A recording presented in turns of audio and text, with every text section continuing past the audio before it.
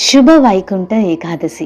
ఈ పవిత్ర రోజున వైకుంఠ ద్వారాలు తెరుచుకుంటాయని శాస్త్రాలు చెబుతాయి.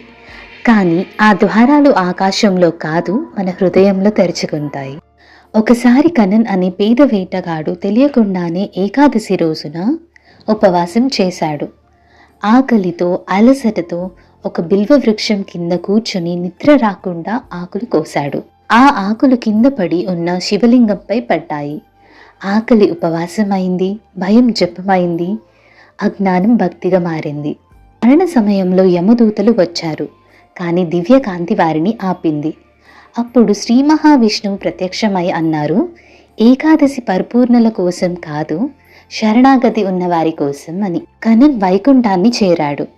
పుణ్యాల వల్ల కాదు, మేల్కొన్న హృదయం వల్ల. ఈ వైకుంఠ ఏకాదశి రోజున ఒక స్వచ్ఛమైన ఆలోచన, ఒక చిన్న శరణాగతి చాలు. హరి ఓం.